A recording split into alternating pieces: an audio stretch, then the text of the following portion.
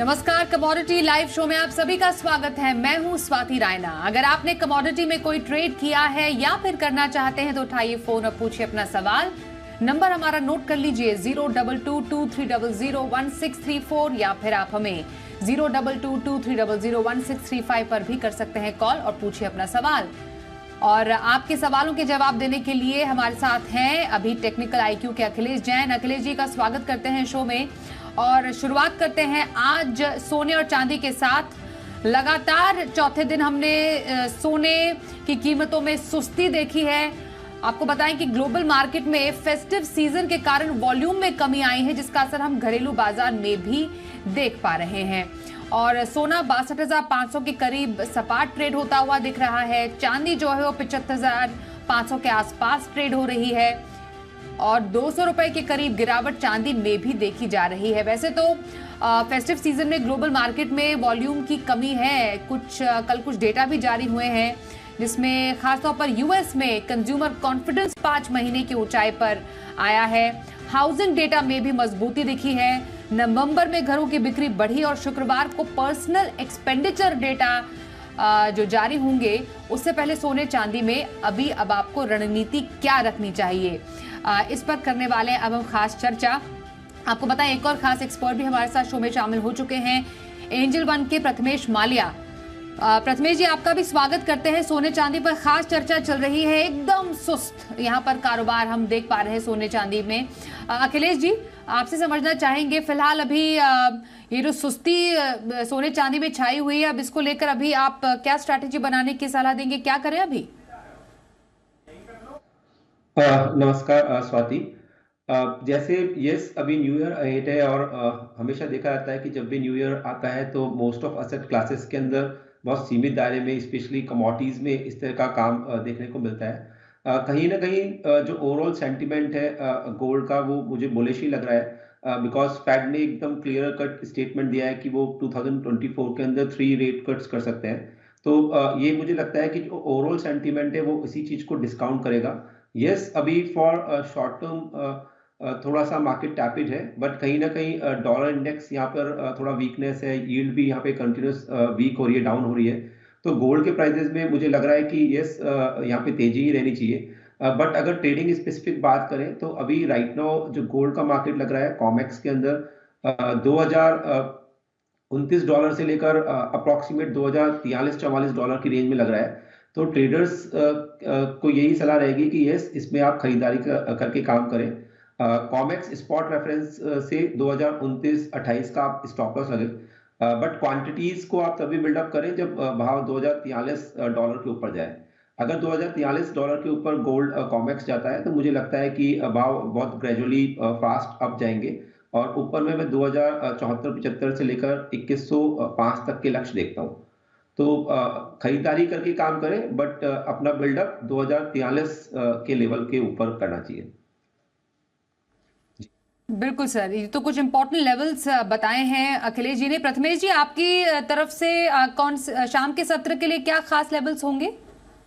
I think यहाँ पे फिलहाल रिस्क रिवॉर्ड फेवरेबल नहीं है, बट ऊपर का वाला रेंज जो है वो 60 to 800 है, नीचे वाला रेंज जो है 60 to 100 है।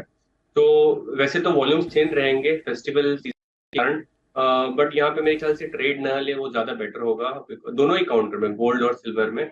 बट फिर भी जिनका रिस्क एपेटाइट अच्छा है, ट्रेड करने की मंशा रखते हैं, उनको 60 to 600 पे गोल्ड जो है सेल करने की सलाह रहेगी। 60 to 830 का स्टॉप रहेगा और नीचे में टारगेट 60 to 100 के लिए रहेंगे। और सिल्वर पे कोई खास स्ट्रैटेजी आपकी तरफ से प्रथमेश जी? सिल्वर में भी मेरे ख्याल से ऊपर वाला भाव 76,500, ऊपर वाला रेंज, नीचे वाला 74,500। तो इस रेंज में आपको सिल्वर देखने को मिल सकता है। वॉल्यूम सेम रहेंगे। अगेन सिल्वर भी अवॉइड करें, पॉसिबली इसमें आपको ज्यादा मूव्स नहीं देखने को मिल सकता है, बट फिर भी यहाँ पे रिस्क रिवॉर्ड अगर आपको फेवरेबल रखना है तो 75,800 पे मार्च वाइला सेल करने की सलाह रहेगी। 76,600 का स्टॉप रहेगा, टारगेट 74,400 के लिए रहेगा।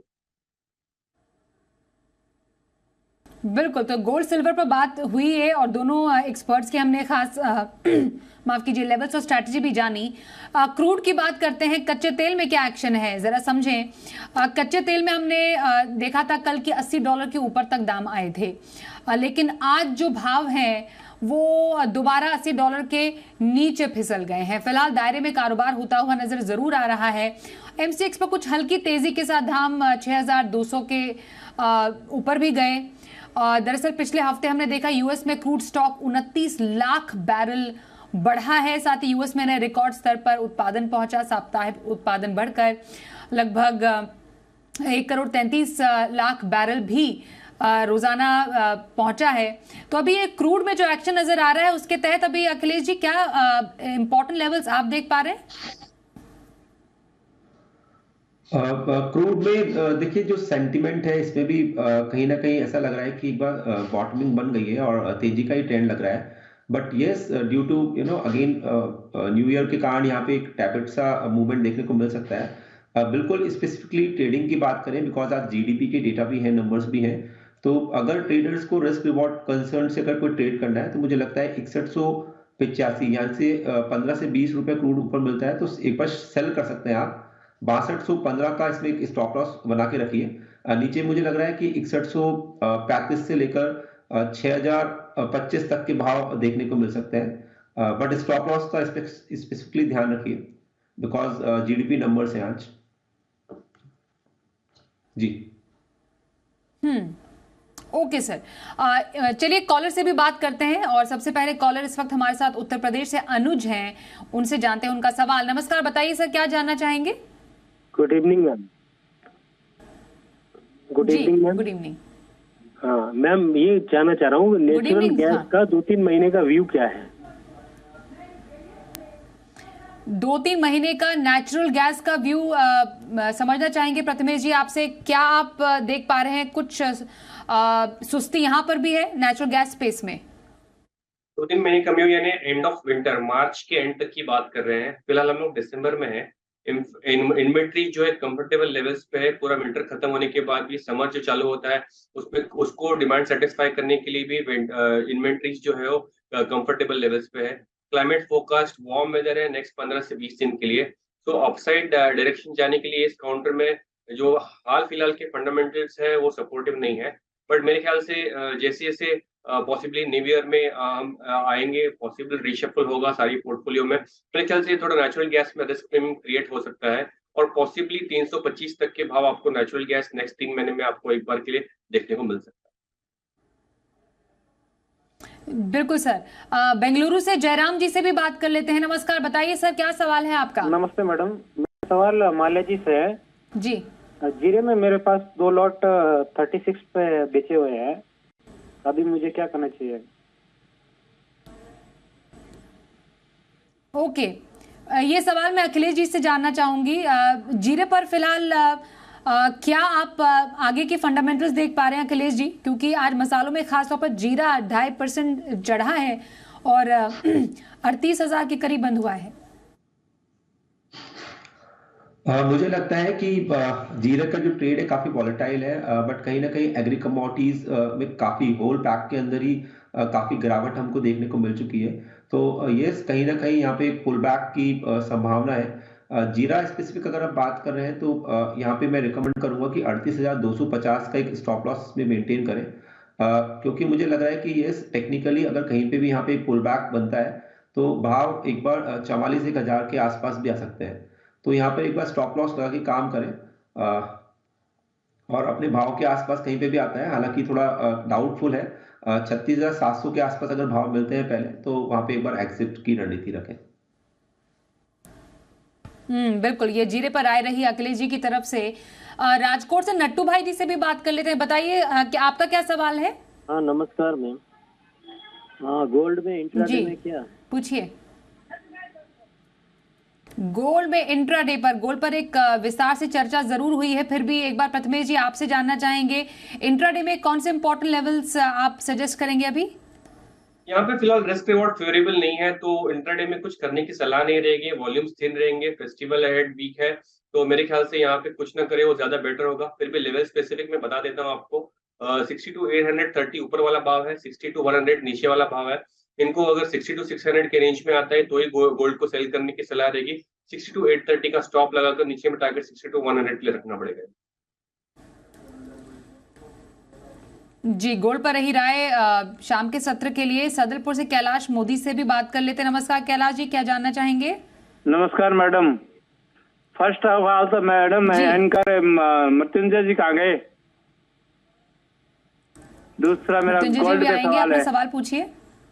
गोल्ड पे मेरा क्या सवाल है। कब तक का व्यू जानना है आपको गोल्ड पे? गोल्ड पे मैं ग्रेजुअली इसको फिजिकल में लेना चाहता हूँ घर के लिए, तो शुरू कर दे क्या अभी लेना? अखिलेश जी, क्या राय है आपकी? देखिए, गोल्ड का ट्रेड हमेशा ही है ना, it is very difficult to, because जो इकोनॉमी है कहीं ना कहीं हमेशा डेंट रहता है वहाँ पे, कहीं ना कहीं फाइनेंशियल स्ट्रेस होता है, इकोनॉमिक स्ट्रेस होता है, इन्फ्लेशन के सिनेरियोज रहते हैं कहीं ना कहीं, जैसे अभी पैंडेमिक का वापस एक कंसर्न सा रेज हुआ है। तो यस, गोल्ड एकदम अनसर्टेन कमोडिटी है एंड इसका जो ग्रेजुअल जो ट्रेड है वो हमेशा बुलिश ही होने का लगता है। अगर आपको बिल्कुल शॉर्ट टर्म में काम करना है इसके लिए, तो इसमें जैसे मैंने बताया कि 2043 के लेवल के ऊपर यहाँ पर आप खरीदारी कर सकते हैं। मुझे लग रहा है कि यहाँ पे ये 2107-8 डॉलर के आसपास, यानी अप्रोक्सीमेट 3 से 4% का यहाँ पे तेजी बना सकता है। तो आप इन लेवल्स पे खरीदारी कर सकते हैं, और स्टॉप अगर लगाना चाहते हैं ट्रेड के अंदर, तो आप 2029 के नीचे का स्टॉप लॉस रखें इस केस के अंदर। तो 2043 के ऊपर बाय करना है, 2029 के स्टॉप लॉस से ऊपर में 2105 डॉलर प्लस के लक्ष्य के लिए। बिल्कुल सर। हरियाणा से श्यामलाल जी से एक और सवाल जानते हैं, पूछिए श्यामलाल जी, क्या सवाल है आपका? मैडम जी, मैंने गोल्ड सेल कर रखे हैं 62,100 में, तो क्या टारगेट और स्टॉप? 62,100 गोल्ड की बात कर, ठीक है, ओके। क्या टारगेट और स्टॉप लॉस देख रहे हैं प्रथमेश जी आप? इनका एंट्री लेवल क्या है मैडम? 62,100 बताया इन्होंने। आपकी आवाज नहीं आ रही मैडम। 62,100 प्रथमेश जी। 62,100। यहाँ से मेरे ख्याल से 62,400 का भाव चल रहा है। मेरे ख्याल से रुख जो नीचे का ही रहेगा, बट नीचे वाला जो रेंज है वो 62,100 तक। तो अगर इनको यहाँ पे अपना जो सेलिंग है वो एवरेज करना है, तो यहाँ पे वापस एक बार सेल कर सकते हैं। ओवरऑल ट्रेड का स्टॉप जो है वो 62,650 रख सकते हैं, और नीचे में टारगेट 62,100 के लिए रख सकते हैं। बिल्कुल, तो गोल्ड पर आप ये स्ट्रैटेजी बना सकते हैं। आपके लिए हमारे आज के एक्सपर्ट की ये राय रही है। चलिए अब आगे बढ़ते हैं और हमारे एक और कॉलर से बात कर लेते हैं। हमारे साथ पटना से अभिनव जी हैं। बताइए अभिनव जी, क्या जानना चाहेंगे? मैम, मैं शेयर में ट्रेडिंग करता हूँ, और लेकिन कमोडिटीज में मैं नया हूँ। मैं जानना चाह रहा था मैम, कैसे इसमें इन्वेस्ट कर सकूं? क्या प्रोसेस है इसका? अच्छा, तो इसके लिए तो वैसे हम अलग अलग कमोडिटी की क्लास अपने चैनल पर चलाते रहते हैं, और एक अलग से शो भी लेकर आएंगे आपके लिए। लेकिन अब मैं क्विक आंसर अखिलेश जी आपसे जानना चाहूं, अगर आपको बिल्कुल नटशेल में इन्हें बताना हो तो कैसे करें? देखिए, किसी भी इट्स लाइक अ बिजनेस, तो किसी भी बिजनेस को समझने के लिए उसके टैक्टिक्स को थोड़ा समझना जरूरी है। तो आप स्टार्टिंग में बेसिक टर्मिनोलॉजीज को समझिए। कुछ लाइक आप सर्कुलर्स भी देख सकते हैं या कॉन्ट्रैक्ट स्पेसिफिकेशंस भी देख सकते हैं कमोडिटीज का। थोड़ा डायनामिक्स को समझने की कोशिश कीजिए कि कमोडिटीज स्पेसिफिकली किस तरह से मूव होती है एंड इनका बिहेवियर शेयर्स से कैसे चेंज होता है, because commodities subject of liquidation होती है। तो इनका एक अपर साइड भी लिमिटेशन है और लोअर साइड भी लिमिटेशन है, ये समझना हमको बहुत जरूरी है। कंपेयर टू स्टॉक्स, कमोडिटीज की वॉलिटिलिटी भी बहुत कहीं अधिक है। तो मेरा रिकमेंडेशन यही रहेगा कि आप अगर इस प्रोसेस को थोड़ा फास्ट करना चाहते हैं, तो किसी मेंटरशिप के थ्रू आप इस चीज को जाइए, और किसी मेंटर को चूज करके इस मार्केट की रणनीतियों को थोड़ा सीखिए, तो आप इस प्रोसेस को फास्ट कर पाएंगे। जी बिल्कुल। तो चलिए, थोड़ी बहुत मदद आपको मिल गई होगी अभिनव जी, उसके आगे आप जरूर इसको जारी रखिएगा। महाराष्ट्र से मदन जी से भी बात कर लेते हैं। बताइए मदन जी, क्या सवाल है आपका? मेरा सवाल सोयाबीन सीड में है। सोयाबीन सीड का मार्केट कब बढ़ेगा? क्या लगता है आपको अखिलेश जी, सोयाबीन पर अभी फिलहाल आगे के फंडामेंटल्स क्या कहते हैं? माफी चाहूंगा स्वाति, सोयाबीन या इस कॉम्प्लेक्स को भी मैं ट्रैक नहीं कर रहा। अगर प्रथमेश जी देखते हैं एग्री इस कॉम्प्लेक्स को। ओके, प्रथमेश जी आपकी राय रहेगी क्या इस पे? नहीं, एग्री कमोडिटीज को भी हम ट्रैक नहीं करते हैं, इसलिए इस पे कोई राय नहीं है। ओके ओके, ठीक है। मदन जी आपके अगले शो में जरूर कॉल कीजिएगा, हम अपने गेस्ट से आपके सवाल का जवाब जरूर दिलवाएंगे। मेटल्स पर एक नजर डाल लेते हैं, इस काउंटर में क्या एक्शन अभी जारी है। एमसीएक्स पर मेटल्स में चौतरफा गिरावट है, चाहे वो जिंक हो, लेड है, एल्यूमिनियम है, 1 से 1.5% तक टूटे हैं। कॉपर में कुछ रेंज बाउंड कारोबार हमने जरूर देखा है, पर बेस मेटल्स की चाल काफी ज्यादा सुस्त नजर आ रही है। क्या करना चाहिए प्रथमेश जी अभी बेस मेटल्स में, और कुछ कहीं पर स्ट्रैटेजी बनाने की किसी एक काउंटर में आपकी राय रहेगी? कॉपर को बेचना चाहिए, कॉपर थोड़ा सा स्टेबल है यहाँ पे, बट यहाँ पे रुख जो नीचे की तरफ का देखने को मिल सकता है। 724 पे इसको बेचिए, 728 का स्टॉप लगाइए, नीचे में टारगेट 716 के लिए रखिए। और अखिलेश जी आपकी तरफ से आपका पसंदीदा काउंटर बेस मेटल्स में कौन सा रहेगा? यस, अभी मेटल्स के अंदर either sideways to bearish movement है, जैसे मैं हर शो में बोलता हूँ कि स्ट्रक्चरल काफी बेयरिश है रेस्ट ऑफ कॉपर। तो मैं यहाँ पे दोनों काउंटर्स को ही प्रेफर करूंगा। जिंक में आप करंट मार्केट में भी यहाँ से 25-30 पैसे ऊपर शॉर्ट कर सकते हैं इसको। स्टॉप लॉस 225 के ऊपर का लगाइए आप। नीचे मुझे लग रहा है कि प्राइजेस 222 220 तक, सॉरी 222.75 और 220 तक भी आपको देखने को मिल सकते हैं। वहीं कॉपर में ये उछाले पे आप सेल करिए, ऊपर में 229 का स्टॉप लॉस लगा सकते हैं, सॉरी 729 का। नीचे 719 712 तक के लक्ष्य देखने को मिल सकते हैं। ओवरनाइट बट ट्रेड को यहाँ पे ओपन मत छोड़िए अगर 725 के ऊपर बाजार क्लोज करता है कॉपर का। जी बिल्कुल, तो बेस मेटल्स पर दोनों हमारे एक्सपर्ट्स की ये रही राय। अहमदाबाद से विजय जी से भी जान लेते हैं उनका सवाल। नमस्कार विजय जी, क्या जानना चाहेंगे आप? हेलो विजय जी सवाल पूछिए। हाँ पूछिए सवाल। हाँ मैडम, मेरे को गोल्ड के बारे में जानना है। क्या जानना चाहेंगे? गोल्ड में कैसा रहेगा यूं? गोल्ड में कब तक के लिए नजरिया चाहिए सर आपको? मेरे को 1 साल के लिए। 1 साल का नजरिया, लंबी अवधि का नजरिया प्रथमेश जी काफी लॉन्ग टर्म का ये व्यू रख रहे हैं, बट फिर भी थोड़ा सा अगर हम दूर तक जाएं गोल्ड में तो कुछ स्ट्रॉन्ग फंडामेंटल्स आपको लग रहे हैं गोल्ड के? इंटरेस्ट रेट्स नीचे गिराने वाला सिग्नल सेंट्रल बैंक की तरफ से काफी स्ट्रॉन्ग सिग्नल है गोल्ड को मोमेंटम और आगे बढ़ाने के लिए। पर यहाँ पे थोड़ा सा मैं आपको और हिस्टोरिकल बता देता हूँ। 2020 से लेके 2023 तक ऑलमोस्ट 1650 से लेके अभी 2150 लगभग $450 का मूव जो है इस पर्टिकुलर रेंज में था। ऑलमोस्ट 4 इयर्स हो गए। अभी आपको यहाँ से 2100 के ऊपर 2400 नेक्स्ट पॉसिबल बहुत दिखता है। उस पॉसिबल लेवल को अचीव करने के लिए फंडामेंटल फैक्टर्स को और मजबूत होने पड़ेंगे। इस बीच लास्ट 3 इयर्स में कोविड हो गया, यूएस चाइना ट्रेड वॉर हो गया, इजराइल हमस वॉर हो गया, रशिया यूक्रेन हो गया। ये सब इवेंट्स होने के बावजूद भी आपको गोल्ड जो है 450 रेंज में दिख रहा है। सो मेरे ख्याल से यहाँ पे स्ट्रॉन्ग ट्रिगर्स चाहिए 2100 को इस बार निकालने के लिए, और नेक्स्ट पॉसिबल भाव 2400 जो है। तो नेक्स्ट 1 साल के लिए पॉसिबिलिटी आपको जो है $2400 रुपी टर्म्स में $1 का मूव 20 रुपए हो सकता है, तो और 6000 रुपए का मूव मेरे ख्याल से गोल्ड में और पॉसिबिलिटी दिखाई दी। बिल्कुल, राजस्थान से रोहित जी से भी बात कर लेते हैं। बताइए रोहित जी, क्या सवाल है आपका? हाँ मैम, गुड इवनिंग।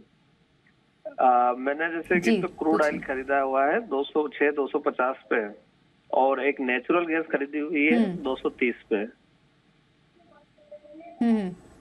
ओके, तो इन लेवल्स पर आपको राय चाहिए कब तक के लिए? बस ये एक तो एक्सपायरी आ रही है ना। ओके ठीक है। तो इनफैक्ट एनर्जी पैक्ट पर ही इनको राय चाहिए अखिलेश जी, क्या करें इन लेवल्स पे? नेचुरल गैस देखिए काफी ज्यादा इसमें करेक्शन आ चुका है। हालांकि ये थोड़ा सा फंडामेंटल मतलब साइडवेज सा ही लग रहा है, बट मुझे लगता है कि यहाँ पे 193 का जो लेवल है बहुत इंपॉर्टेंट रहेगा, और इस लेवल का आप ध्यान रखिए। नीचे में मैं बाइंग करने का रिकमेंडेशन दूंगा। मुझे लगता है कि जनवरी एंड तक इस कॉन्ट्रैक्ट के अंदर वापस से एक अपसाइड देखने को मिलना चाहिए, और भाव 230 नहीं, मुझे लाइक 253-54 के आसपास तक लग रहे हैं। तो यस, आप बने हुए रह सकते हैं 193 के स्टॉप लॉस से, और रोल ओवर भी करना पड़े तो इसको रोल ओवर आप कर सकते हैं। क्रूड में इन्होंने बिकवाली करा है या बाइंग किया है? क्रूड में इनकी बाइंग है। क्रूड का बाइंग है। एक बार अपने सौदे से आप एग्जिट कर सकते हैं। मुझे लगता है कि यहाँ पर एक बार करेक्शन ड्यू है। तो भाव यहाँ से अगर 150 से 200 पॉइंट अगर टूटते हैं तो आप डेफिनेटली बात है वापस से अपनी पोजीशन को बिल्डअप कर लें।